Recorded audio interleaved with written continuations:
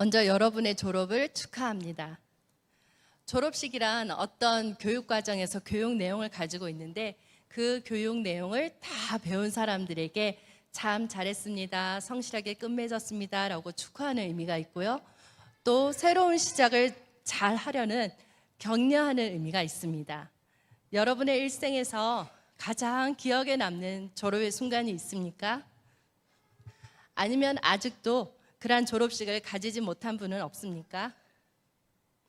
단지 초등학교를 졸업하기 때문에 아니면 중학교, 고등학교, 대학교를 졸업하기 때문에 졸업할 나이가 되었기 때문에 축하하는 것이라면 여러분의 학교로 돌아가서 여러분의 선생님들과 또한 친구들과 그 기쁨을 같이 나누십시오.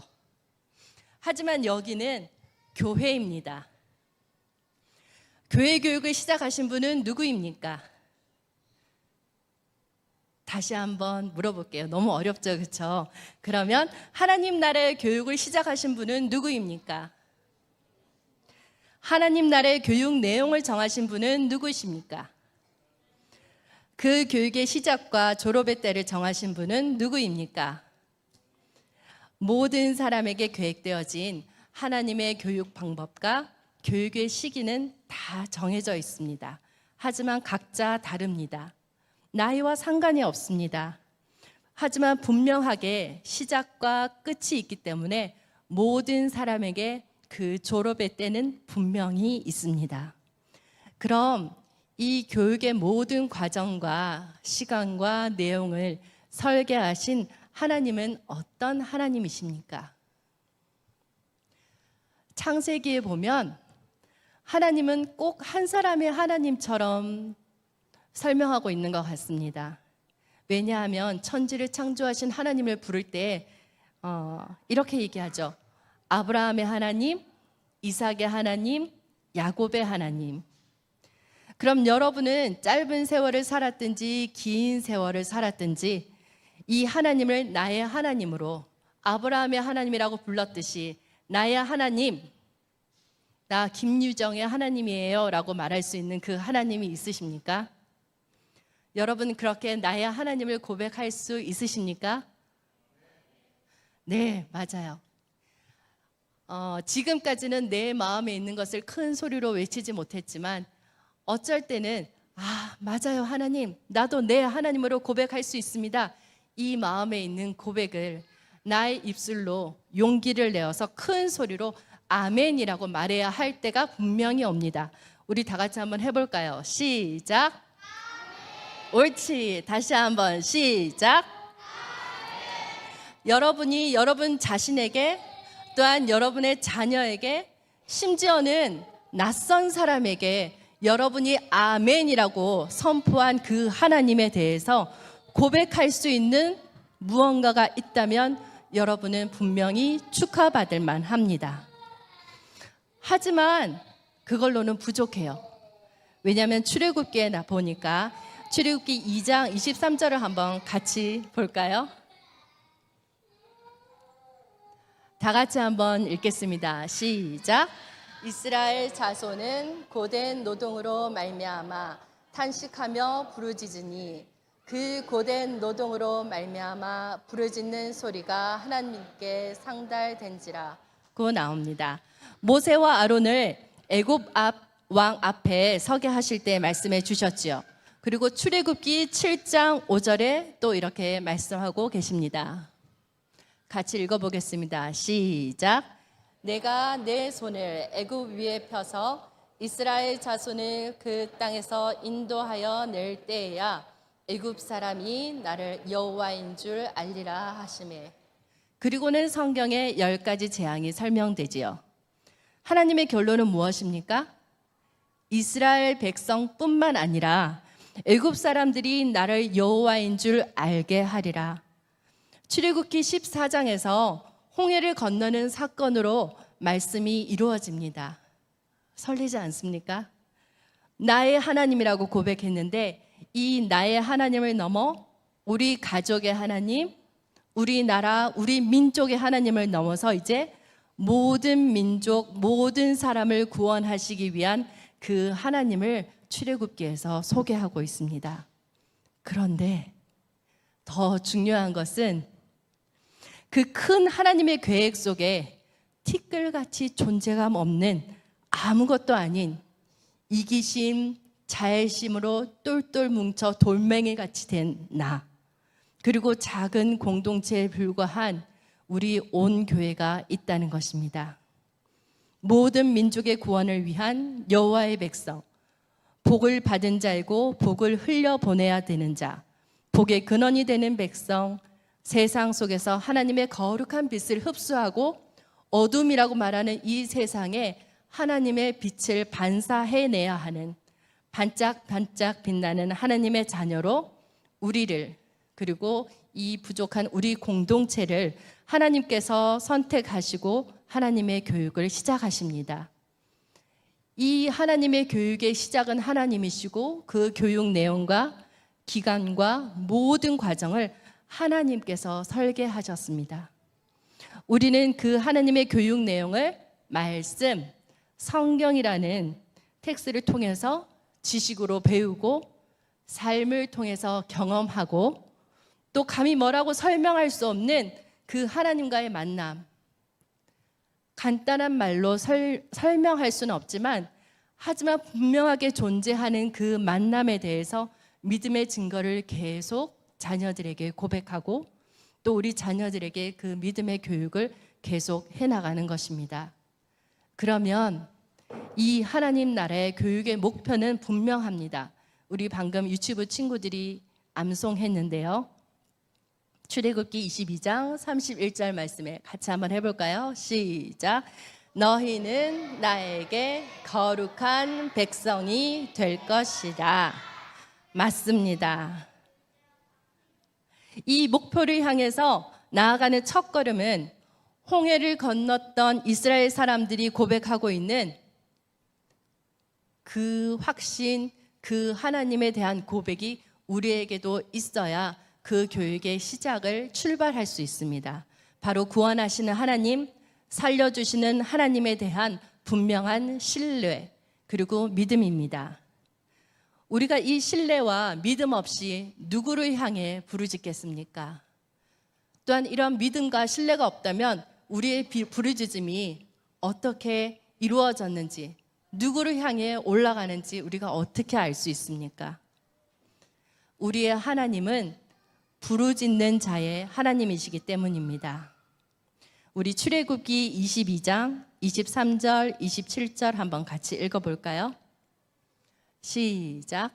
내가 만일 그들을 해롭게 함으로 그들이 내게 부르짖으면 내가 반드시 그 부르짖음을 들으리라. 27절. 그것이 유일한 옷이라. 그것이 그의 알몸을 가릴 옷인즉 그가 무엇을 입고 자겠느냐. 그가 내게 부르짖으면 내가 들으리니 나는 자비로운 자임이러라. 환상 속에서 이게 꿈인지 현실인지 구분하지 못할 정도의 기적 가운데 놀라운 체험들로 설명되어지는 분이 아니라 지금 여기 이 시간 이 현실 속에서 사람과 사람이 얼굴을 보고 소통하듯이 부르짖는 자의 소리를 들으시는 하나님이십니다. 나의 형편을 들으시는 분입니다. 나의 서러움을 들으시는 분입니다. 나의 이 불안함을 아시고 계시는 분입니다. 나의 이 억울함을 같이 애통해 주시는 분이십니다. 그러면 여러분은 어떤 사람입니까? 하나님께 부르짖는 사람입니까? 아니면 다른 사람을 부르짖게 만드는 사람입니까? 졸업하는 어린 학생 여러분, 기억하십시오. 지금은 여러분이 부모님께서 만들어주신 모든 터전 위에서 거칠 것이 없고 환한 미래만 보이는 것 같은 이 세상, 이 시간을 살고 있지만 언젠가 여러분도 이 시간을 맞이하게 되고 그 시간을 분명히 선택해야 할 시간이 다가옵니다. 그때 여러분은 어린아이처럼 울고 있겠습니까? 아니면 그 길에서 그냥 서 있겠습니까? 아니면 모든 관계를 끊고 담을 쌓고 나만의 세계 속에서 살아갈 것입니까? 부모님께 도움을 청하겠습니까? 아니면 이런 것을 경험하게 된 모든 상황을 원망하면서 살아갈 것입니까? 그때에 스스로 있는 힘을 다해서 하나님이라고 부르짖어야 합니다. 시원한 가을바람을 상상하면서 흔들 의자에 앉아서 눈을 감고 하나님, 이렇게 부르는 하나님이 아니라 하늘이 무너져 내리는 절망감, 피할 수 없는 죽음의 위협 가운데 절절히 외칠 수 있는 이름, 하나님을 꼭 기억하십시오. 왜요? 길과 진리와 생명이신 하나님의 이름을 부르십시오. 하나님의 이름을 부를 때 하나님의 군대가 여러분 앞서서 길을 만들 것입니다. 불을 준비하고 재앙을 준비하시고 벌을 주고자 너희들을 두고 보시는 그러한 하나님이 아니라 나의 입는 옷, 내 입에 들어갈 음식, 내가 오늘 잠자고 생활해야 하는 나의 집, 나의 인간관계, 모든 환경과 모든 법 위에서 나를 구원하시기 위해서 모든 방법과 모든 사람을 움직이시는 자비하신 하나님이십니다. 모든 자비와 사랑으로 우리 자신에게 가장 알맞은 교육의 시간과 커리큘럼을 준비하시고 예배해 주시는 하나님을 찬양합니다. 아멘.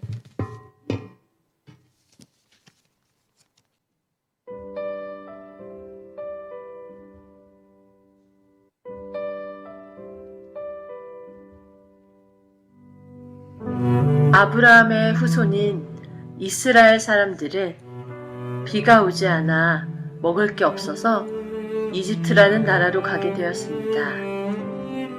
이집트 나라 사람들은 자꾸만 늘어가는 이스라엘 사람들이 두려워 그들을 노예로 삼고 괴롭혔어요.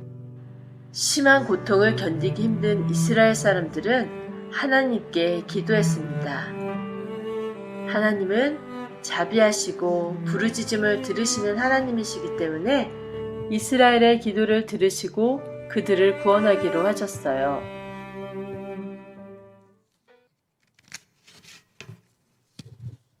할렐루야.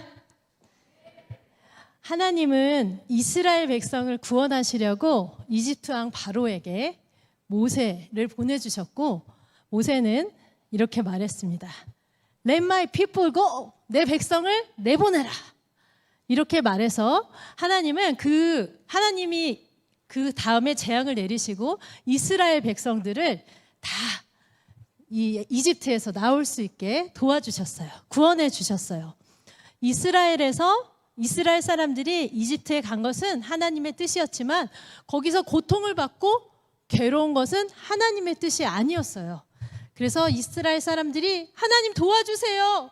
우리를 살려주세요. 조금 전에 우리 전도사님 말씀해 주신 것처럼 부르짖고 도와달라고 기도할 때 하나님은 그 기도를 들어주셨어요.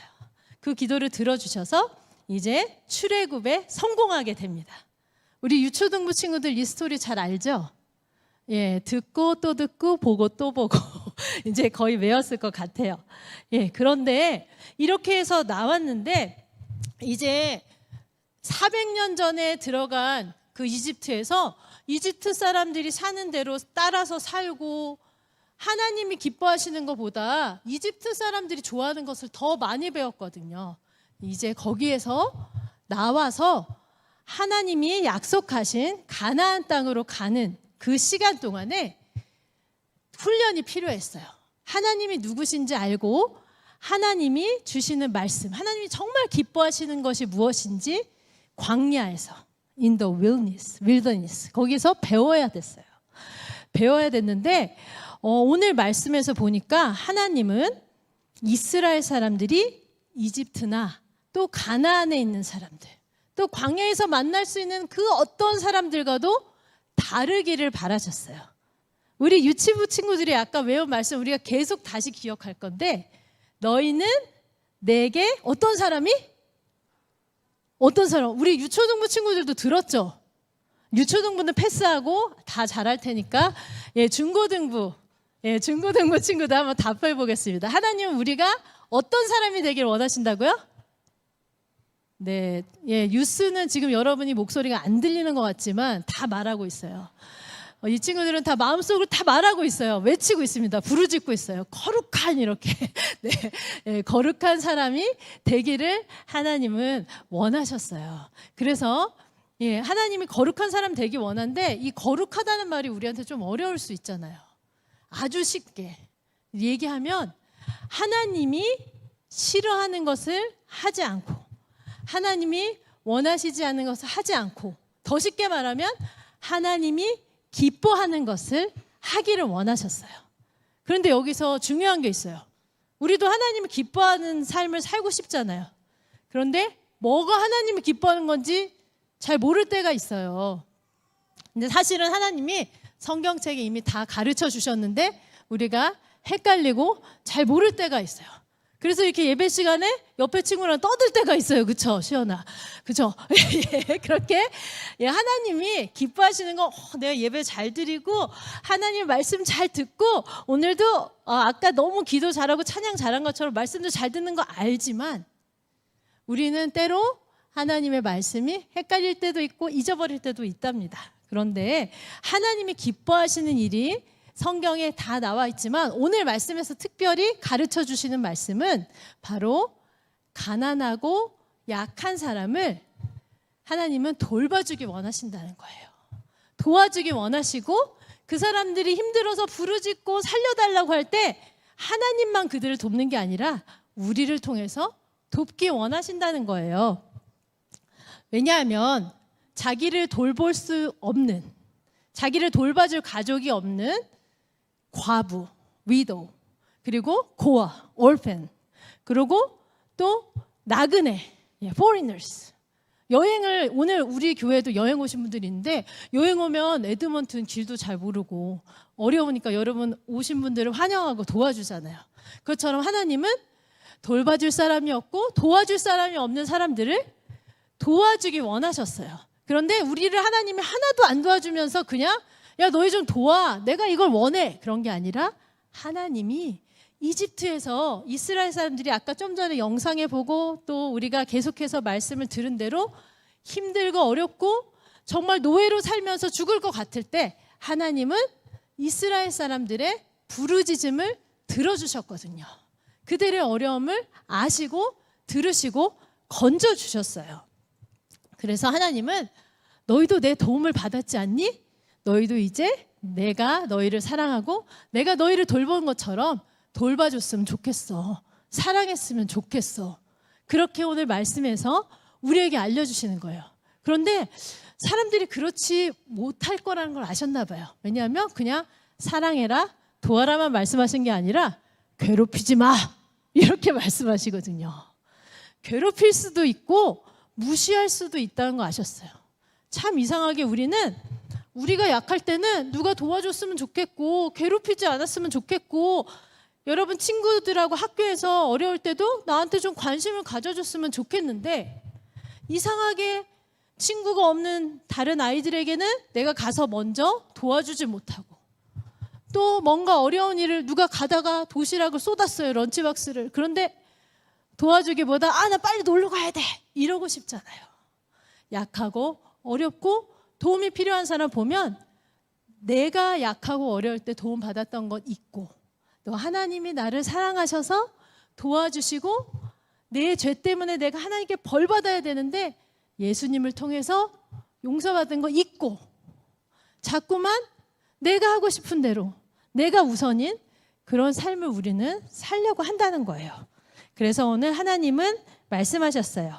22장 22절에서 23절의 말씀을 저희가 같이 읽을 텐데요. 네, 한번 먼저 읽겠습니다. 시작. 과부나 고아를 괴롭히지 말라.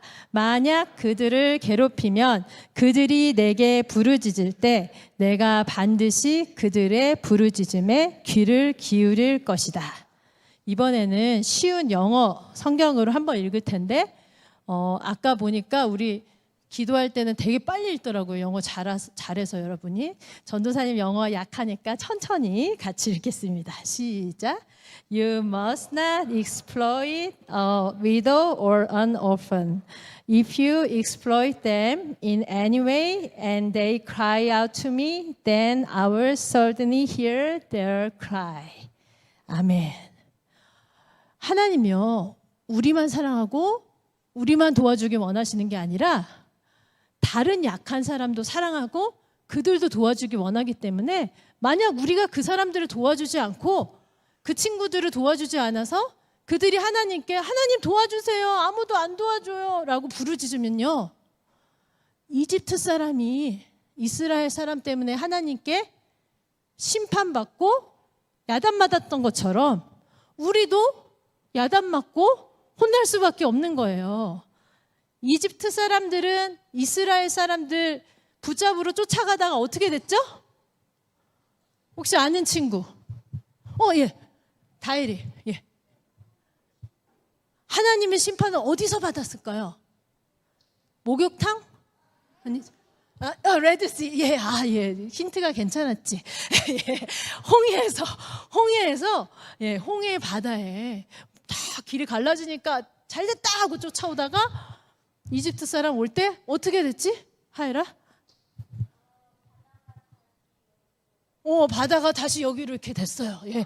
그래가지고 다 갇혀서 거기서 다시 나오지 못하게 심판을 받았잖아요.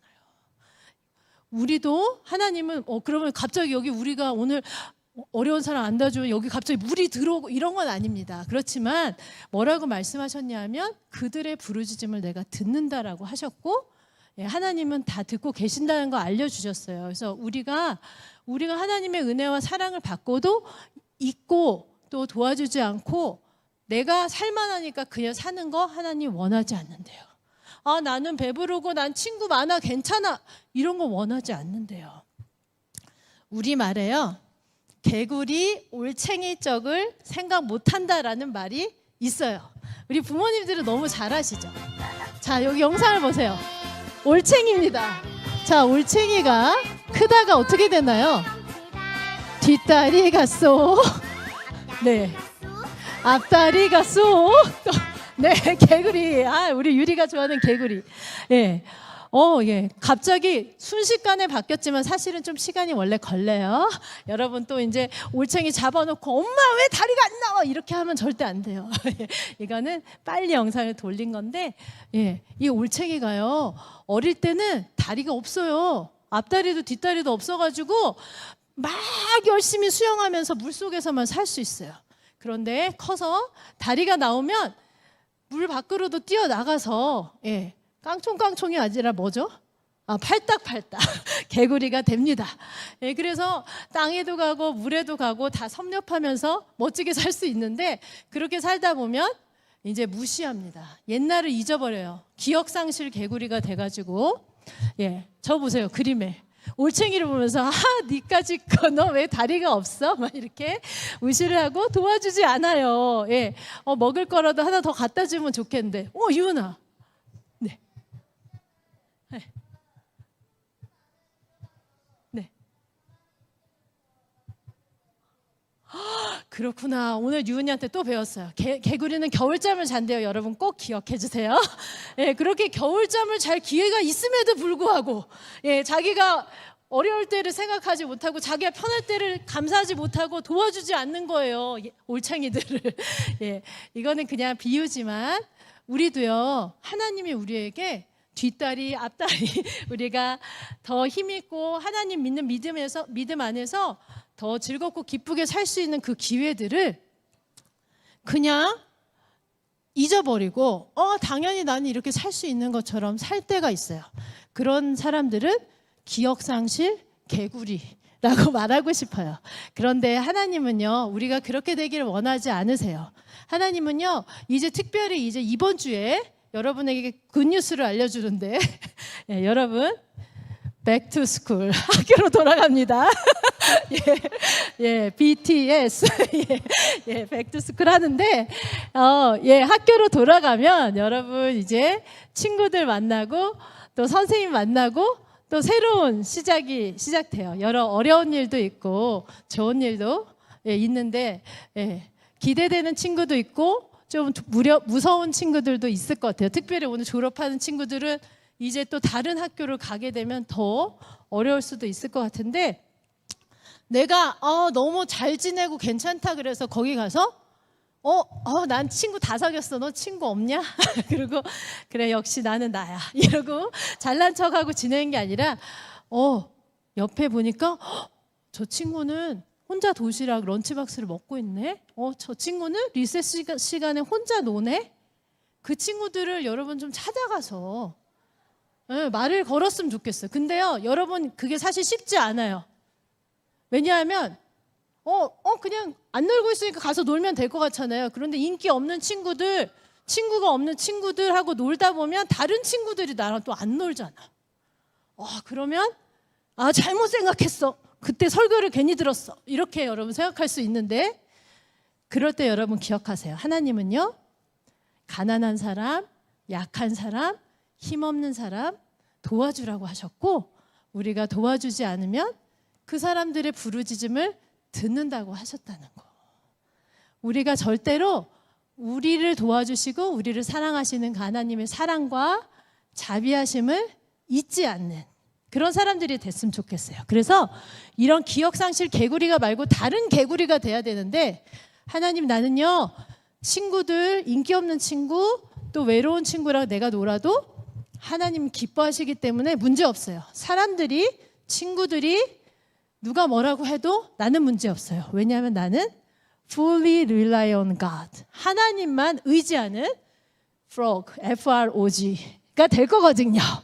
여러분 그렇게 믿음으로 고백하면서 이번 새학기, 새학년은 또 우리 여기에 있는 모든 부모님들, 또 내 자녀가 없으셔도 상관없으십니다. 온 교회는 다 가족이잖아요. 온 교회 가족, 지금 앞에 오늘 나와서 찬양을 하다가 떠들다가 했던 친구들이 다 여러분의 자녀고 손주고 하나님 안에서 가족이니까요. 이 친구들이 정말 하나님을 의지해서 이 세상에서 빛이 되고 하나님이 기뻐하시는, 자비하신 하나님의 뜻을 행할 수 있기를 같이 기도해 주시고, 또 우리 교회 어른들도 마찬가지일 것 같아요. 삶의 각자 자리에서, 또 교회 안에서도 더 소외되고 더 또 어떻게 보면 나하고는 좀 어렵고 그동안 만나지 못했던 많은 분들하고 마음을 열고 나누며 하나님 기뻐하시는 일들을 계속 행할 수 있으면 좋겠습니다. 우리 친구들 기억상실 개구리가 되겠어요? 아니면 FROG가 되겠어요? 우리 앞에서 4분이 된다고 했기 때문에 여기서 말씀을 마치고 우리 또 중고등부 전도사님께서 계속해서 말씀을 전해주시겠습니다. 1971년 3월 한 기업의 설립자가 세상을 떠났다. 그가 남긴 자필 유언장. 내 소유 주식은 전부 사회에 기증한다. 아들은 대학까지 졸업시켰으니 자립해서 살아가거라. 회사는 전문 경영인에게 맡긴다. 모든 재산을 사회에 기부한 뒤 빈손으로 호련히 세상을 떠난 유일한 회장. 라면 한 봉지에 20원 하던 시절 36억 원의 재산을 가졌던 기업가. 하지만 부의 대물림을 과감히 포기한 그의 결심.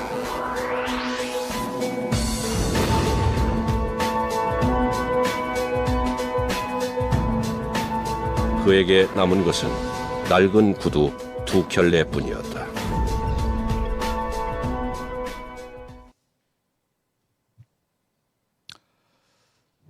네, 세 번째 설교자로 섰습니다. 혹시라도 저 다음에 안 목사님도 나오시고 진 목사님도 나오시고 설교가 5번 있는 거 아닌가 걱정하고 계신 분들 계시다면 걱정하지 마시고 제가 마지막입니다. 우리 하나님은 부르짖음을 들으시는 하나님이십니다. 이스라엘 백성들의 부르짖음만을 들으시는 게 아니라, 또 우리 크리스천들의 부르짖음만을 들으시는 것이 아니라 모든 사람들의 부르짖음을 들으십니다. 특별히 오늘 말씀을 읽었던 것처럼 나그네, 고아, 과부와 같이 고통 가운데 있는 사람들의 부르짖음을 들으십니다. 출애굽기 오늘 본문 외에도 성경에는 여러 번 부르짖음에 대해서 기록을 하고 있는데요. 몇 군데를 한번 같이 읽어보도록 하겠습니다. 첫 번째는 창세기 19장 13절 말씀인데 소돔과 고모라 땅에서의 부르짖음에 대해서 말씀하고 있습니다. 우리가 항상 이 시간에는 한글로만 성경을 읽어왔잖아요. 근데 오늘은 여러분 한글로는 성경을 많이 읽으시니까 우리 유스들 중고등부 친구들이 예배 시간에는 이제 영어와 한글을 항상 같이 읽었었는데 오늘은 영어로만 한번 읽어보도록 할게요. 앞에 있는 제네시스 1913을 같이 한번 영어로 읽어보도록 하겠습니다. 천천히 읽겠습니다. 시작. Because we are going to destroy this place, the outcry to the Lord against each people is so great that He has sent us to destroy it. 아멘. 다음은 아이자야 5장 7절 말씀입니다. 이 본문은 공평과 정의가 무너져 있는 상태에서 부르짖는 사람들의 그 부르짖음을 들으시는 하나님에 대한 말씀입니다. 같이 영어로 읽도록 하겠습니다. 시작. The vineyard of the Lord Almighty is the nation of Israel, and the people of Judah are the vines He delighted in. And He looked for justice, but saw bloodshed, for righteousness, but heard cries of distress. 아멘. 마지막으로 시편 9장 12절의 말씀을 또 읽겠는데요. 이 말씀은 가나안 가운데 고통받는 자들의 부르짖음에 대해서 말씀하고 있습니다. 같이 한번 읽겠습니다. 시작. For he who avenges blood remembers. He does not ignore the cries of the afflicted. 아멘. 우리가 지금 읽은 것처럼 하나님께서는 단지 이스라엘이란 어떤 민족의 하나님이 아니시라 어떤 상황 가운데 특정한 상황 가운데 있는 한 그룹의 사람들의 하나님이 아니시라 모든 사람들의 하나님이시라는 것을 부르짖음을 들으시는 그 하나님의 정체성을 통해서 우리에게 말씀하고 계십니다. 그런데 우리의 착각 가운데 한 가지가 있어요. 그 착각 가운데 한 가지가 뭐냐면 God is only for us. 하나님은 우리만을 위한 하나님이실 거야 라고 생각하는 거죠. 구약의 출애굽 후에 이스라엘 백성들이 그랬고요. 북이스라엘이 멸망한 후에 살아남았었던 남유다의 백성들이 그랬고요. 예수님께서 오셨을 때 유대 종교 지도자들이 그런 생각을 하고 있었습니다. 그들은 언약궤만 가지고 있으면 하나님이 그들의 편이라고 착각했었고요. 예루살렘 성전 안에만 있으면 우리는 안전하다라고 생각했었어요. 그리고 모세오경과 선지자들의 글을 누구보다 잘 알고 있고 잘 해석할 수 있다고 자부하면서 그 모세와 선지자의 중심이 되시는 예수님은 그들이 기대한 메시아가 아니라고 착각했습니다. 교회는 어땠을까요? 지난 2000년 동안 비슷한 착각 속에 빠져서 교회가 세상을 파괴하고 황폐하게 만든 여러 가지 아픈 역사들이 있습니다. 우리가 살아가는 이 땅의 원주민의 역사도 그 역사 중에 하나이죠. 그리고 이 시대를 살아가는 우리들도 이 착각에서 자유롭지 않은 것 같아요. 머리로는 하나님이 모든 민족의 하나님이심을 알면서도 믿음 생활 가운데에서 우리의 행동으로 나타나는 그 믿음과 신앙 가운데는 하나님을 나만을 위한 하나님, 우리만을 위한 하나님, 어떤 특정한 그룹만을 위한 하나님으로 격화시키는 그런 죄된 모습이 우리 가운데도 있다는 것입니다. 그래서 세상은 우리를 이기적인 사람들이라고 말하고 사랑과 정의가 결여된 종교라고 판단하기도 하는 것입니다. 오늘 우리가 주의 말씀 앞에 겸손하게 서면서 부르짖음을 들으시는 하나님을 바로 알기를 소망합니다. 우리의 부르짖음만이 아니라 모든 민족, 모든 고통받는 이들의 부르짖음을 들으시는 하나님을 온전히 알기를 간절히 소망합니다. 그렇다면 이 진리를 알고 우리가 행해야 할 믿음의 행동은 무엇일까요? What should we do in our life of faith? 첫 번째는 to cry. 말씀 그대로예요. 부르짖는 것입니다. 한국 교회의 특징 중에 하나는 기도에 대한 열정이 강하다는 것이죠. 특별히 통성으로 기도하고 부르짖어서 기도하는 신앙의 모습이 오랫동안 자리 잡혀 있습니다. 그런데 근래에는 이런 부르짖는 기도를 불편해하고 어색해하는 분위기도 있는 것이 사실입니다. 그래서 제가 한 기독교 신문에서 이런 기사를 봤어요. 교회가 새롭게 믿음 생활을 시작하는 사람들에게 문턱을 낮추기 위해서 시끄럽게 기도하는 통성 기도와 같은 교회 문화를 이제는 좀 바꿔야 할 때가 아닌가라는 것을 제시하는 기사 내용을 본 적이 있습니다. 이 기사 내용대로라면 우리가 이 시대와 문화 트렌드에 맞춰서 통성으로 기도하고 소리내서 기도하고 부르짖는 그런 기도는 더 이상 필요가 없는 것일까요? 기도는 여러 가지 방법으로 할 수가 있죠. 묵상으로, 생각으로, 어떨 때는 조용한 소리로, 때로는 큰 소리를 내면서 또 하나님 주신 은사대로 방언을 하면서 어떤 방법이든지 우리는 기도를 할 수가 있습니다. 그중 어떤 한 가지의 방법이 더 좋고 더 나쁘고 한 것은 없다는 것이죠. 기도는 그 자체로 하나님과의 친밀한 사랑의 관계를 이어주는 통로가 되는 것입니다. 그런데 중요한 것은 우리가 묵상으로 기도할 때가 있고 조용한 소리로 기도를 해야 할 때도 있고 큰 소리로 부르짖으면서 기도해야 할 때도 있다는 것입니다. 그냥 우리가 상식적으로 생각해 봤을 때 언제 우리가 부르짖으면서 기도할까요? 연약할 때 부르짖겠죠. 도움이 필요할 때 부르짖을 거예요. 물에 빠진 사람이 도와달라고 하는데 조용한 소리로 도와주세요, 살려주세요 이렇게 하지 않잖아요. 정말 도움이 필요하고 죽어가는 그 상황에 있을 때는 온 힘을 다해서 소리 지르면서 부르짖을 거예요. 죽을 것 같을 때 우리는 부르짖을 수밖에 없습니다. 한국 교회가 부르짖는 기도가 자리 잡은 것은 그만큼 연약했었던 시절이 있었다는 것이고 가난했었던 시절이 있었다는 것이고 고통 가운데 있었던 시절이 있었다는 것을 증명하고 있는 것입니다. 개인의 삶에도 어려움이 있을 때, 문제가 있을 때 부르짖지 말라고 해도 부르짖게 되는 것이 우리의 신앙인 것입니다. 부르짖어야 할 상황 가운데 계십니까? 삶의 문제, 관계의 문제, 신앙의 문제, 영적인 목마름, 해결할 수 없는 문제 가운데 계십니까? 그때가 바로 하나님께서 말씀하시는 부르짖을 때인 줄 믿습니다. 그리고 부르짖으면 하나님께서 반드시 들으시는 줄 믿습니다. 너는 내게 부르짖으라. 내가 내게 응답하겠고 네가 알지 못하는 크고 은밀한 일을 내게 보이리라. 하나님께서도 우리에게 이렇게 부르짖으라고 명령하시고 응답하시겠다고 약속하고 계십니다. 지금 우리 공동체에 하나님께서 부르짖을 때와 장소를 허락해 주셨습니다. 내일부터 모이는 하반기 특별 새벽 기도회가 있습니다. 우리가 이 부르심에 순종해서 부르짖는 자리에 모이는 우리들이 되기를 소망합니다.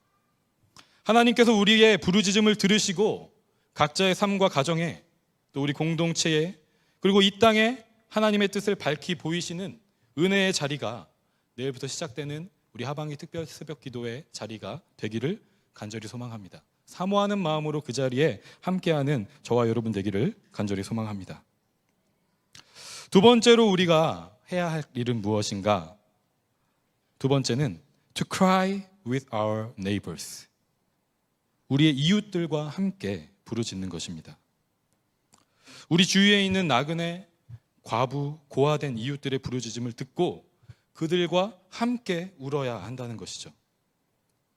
그런데 여러분, 이것이 말처럼 쉬운가요? 쉽지 않다는 것을 우리는 경험하고 있습니다. 나의 고통, 나의 어려움을 위해서 부르짖는 것은 자연스럽게 될 때가 많은데 내가 아닌 다른 사람을 위해서 부르짖는 것은 특별한 의지를 가지고 하지 않으면 잘 되지 않는다는 것이죠. 어떻게 하면 내가 아닌 이웃을 위해서 함께 부르짖을 수 있을까? 예수님의 말씀을 통해서 우리가 그 답을 한번 얻어보기를 소망합니다. 누가복음 10장 27절 말씀인데요. 우리 같이 영어로 이번에도 읽도록 하겠습니다. 누가복음 10장 27절 말씀 읽겠습니다. 시작. Love the Lord your God with all your heart and with all your soul and with all your strength and with all your mind and love your neighbor as yourself. 아멘. 여기서 마지막 부분에 예수님께서 이웃을 내 몸과 같이 사랑하라고 말씀하시죠. 우리가 너무나도 잘 알고 있는 말씀, 모두 다 외우고 계신 말씀, 그런 구절이죠. 유명한 구절입니다. 우리가 다른 사람을 위해서 기도할 때 그래도 비교적 쉽고 자연스럽게 기도해 줄 수 있게 되는 대상들을 한번 생각해 보면 결국은 가장 가까운 가족들이에요. 아내와 남편, 자녀들, 부모님, 피가 섞이고 외모가 닮아서 내 가족은 정말 내 몸과 같이 느껴지는, 외모도 내 몸과 같이 느껴지고 핏줄로도 내 몸과 같이 느껴지는 그 가족들을 위해서 기도하는 것은 다른 사람들을 위해서 기도하는 것보다 쉽습니다. 여기서 우리가 깨닫게 되는 것은 무엇이냐면 우리가 정말 내 몸과 같이 여기는 사람들까지는, 그 한계까지는 그들을 위해서 기도하는 것이 가능하다는 거예요. 그런데 그 한계가 보통은 내 가족이나 내 가까운 친구, 친한 친구, 아니면 교회 공동체 정도까지 해서 그 한계가 끊어진다라는 것입니다. 그런데 이 한계를 우리가 확장해 가면 갈수록 내가 편하고 내가 좋아하는 사람들, 나와 가까운 사람들, 내 가족들, 내 눈에 보이는 사람들, 그 한계에서 정말 하나님께서 말씀하신 그 말씀을 붙잡고 모든 이웃이 내 몸이라고 생각을 한다면, 그렇게 우리가 접근한다면 그 한계를 확장해 가면서 고통받는 모든 이웃을 우리의 몸과 같이 사랑하면서 그들과 함께 부르짖을 수 있다는 것입니다. 조금 전에 우리가 유일한 박사님에 대한 영상을 봤죠. 많은 분들이 알고 계신 것처럼 유일한 박사는 한국 기업가 중에서 가장 존경받는 인물 중에 한 사람입니다. 이 박사님의 유명한 유언장의 내용처럼 그 기업을 자손에게 대물림하지 않았고 전문 경영인에게 맡겨버렸습니다. 자기의 재산, 그 당시에 70년대에 36억이라는 그 큰 재산을 모두 사회에 환원하고 국가와 이 국가에서 이루어지는 교육을 위해서 쓰이도록 기부를 했다는 거예요. 그러니까 삶 자체가 이 세상에서 그 가치관으로 봤을 때는 너무 이상적인 노블리스 오블리주의 본보기가 된 것입니다. 그런데 단지 유일한 박사님의 이러한 일반적인 세상의 평가와 찬사 때문에 제가 오늘 이분을, 그 삶을 소개한 것은 아닙니다. 몇 주 전에 광복절을 우리가 맞이하면서 일제강점기와 또 독립운동 시기에 유일한 박사께서 어떻게 활동을 하셨는지에 대한 유튜브 영상을 보게 됐어요. 그 가운데 눈에 들어온 포인트가 있었는데 그 포인트가 무엇이었냐면 유일한 박사의 아버지가 유일한 박사가 9살이었을 때 미국 선교사의 손에 이끌려서 이 유일한 박사님을 유학을 보냈다는 거예요. 저와 여러분은 캐나다에서 어쨌든 유학생과 이민자로서 살아가고 있잖아요. 그 공감대가 있다면 이 유일한 박사가 9살에 혼자서 처음 보는 그 미국 선교사의 손에 이끌려서 미국 땅에 유학을 갔을 때 심정이 어땠을지, 그것도 지금과는 완전히 차원이 다른 한 세기 전이잖아요. 100년 전이에요. 얼마나 힘들었을지 어느 정도는 우리가 짐작할 수 있는 것 같아요. 그래서 이 유일한 박사께서 그 이민 생활, 유학 생활들을 지내시고 후에 이러한 삶들을 살아가신 그 모습들을 보면서 우리가 이민자로서, 유학생으로서, 그리고 신앙인으로서 어느 정도는 그 답을 찾아볼 수 있겠구나라는 생각을 하게 되었습니다. 힘든 환경이었음에도 불구하고 이 유일한 박사가 기독교 가정에 위탁이 돼서 생활을 하시면서 공부도 잘하고 운동도 잘하는 청년으로 성장을 했습니다. 그리고 대학에 갔을 때 이후에 이제 배우자가 되는 중국인 엘리트 여성을 만나게 됐고 또 중국인들을 상대로 사업을 하게 됐어요. 지금도 이제 중국인을 상대로 사업을 하면 잘 되는 것처럼 그때도 그랬나 봐요. 중국인을 상대로 했던 그 사업이 너무나도 번창을 해서 성공을 이루고 더 그 사업을 확장시키기 위해서 이제 고국에 한번 방문을 하게 됩니다. 고국의 다른 사업과 또 연계를 하고 지금 하고 있는 사업과 확장을 시키기 위해서 방문을 하게 되는데 9살에 미국을 갔다가 이제 20대 중반의 나이에 고국 대한제국에 돌아가게 됐는데 처참한 상황을 보게 됐습니다. 가난과 질병에 고통받고 있는 동포들을 보게 된 거예요. 그래서 그 전에 세웠었던 그 사업에 대한 계획들을 다 내려놓고 고국에서 제약회사를 설립하게 되죠. 그 회사가 여러분 잘 알고 계시는 앞에 있는 안티프라민이라는 그 약으로 유명한 유한양행이라는 회사이고, 지금까지도 국민들의 건강을 지키는데 계속해서 일조하고 있는 아주 바른 기업으로 운영이 되고 있습니다. 유일한 박사의 삶의 곳곳에는요, 기독교의 가치관과 성경의 가르침이 묻어나 있습니다. 제가 아무리 찾아봐도 유일한 박사가 직접 쓴 신앙 간증문이나 책이나 그런 건 남겨져 있지 않았어요. 그런데 그의 삶을 지켜본 사람들이 이렇게 증언을 하고 있습니다. 네, 다음 페이지 보시면 제가 읽어드리겠습니다.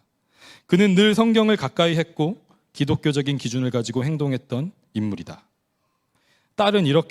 유일한 박사의 딸은 이렇게 아버지를 기억하고 있습니다. 아버지는 애국심과 기독교 신앙을 제외하면 남는 게 없는 사람이다 라고 딸이 증언을 했더라고요.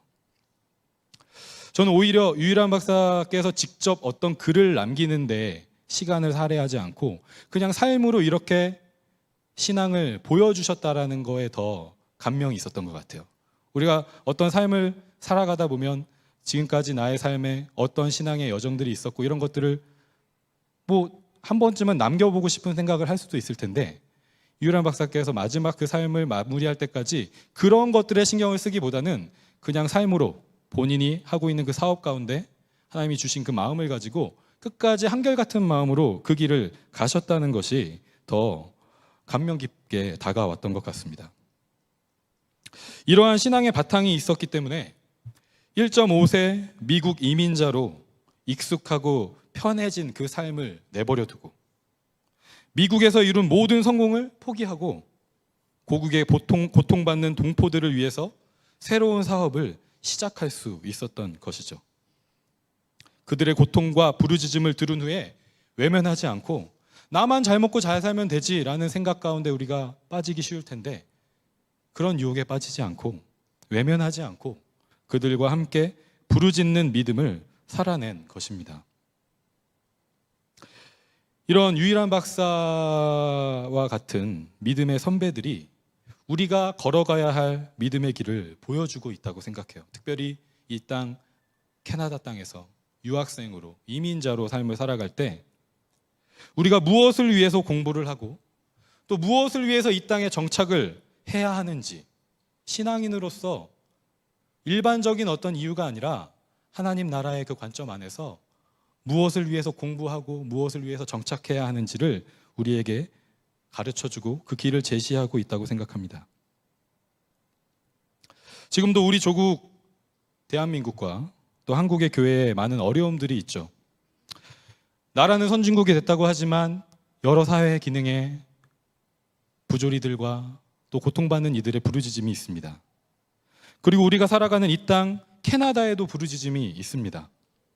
겉으로 보기엔 잘 갖춰진 그 복지 제도와 시스템 안에서 약자들이 보호받는 것 같이 보이지만 실상은 점점 더 파멸로 몰아가는 것이 이 땅의 어두운 뒷면이라는 것을 우리가 알고 있습니다. 가정의 파괴로 고통받고 마약 중독으로 성적인 타락을 용인하는 그런 문화 가운데 고통받는 이들의 그 고통이 계속해서 더 가중되어 가고 있는 모습이 이 땅 가운데 있다는 것입니다. 우리를 부르신 이 땅 캐나다의 고통받는 이웃을 위해서 함께 부르짖고, 또한 우리 조국 대한민국의 고통받는 이웃을 위해서 함께 부르짖는 저와 여러분이 되기를 소망합니다. 오늘 교회학교를 졸업하는 졸업생들과 또 교회학교 모든 친구들이 하나님께 부르짖을 줄 알고 이웃과 함께 부르짖는 믿음의 세대가 되길 소망합니다. 내 몸과 같이 여기는 이웃의 한계가 점점 더 확장되어져서 우리 모두가 그 확장된 하나님 나라 가운데 하나님의 거룩한 백성으로서 하나님 나라의 그 완전함을 완성해가는 가장 복된 그 믿음의 삶을 살아가는 저와 여러분의 삶이 되기를 주님의 이름으로 간절히 소망하고 축복합니다.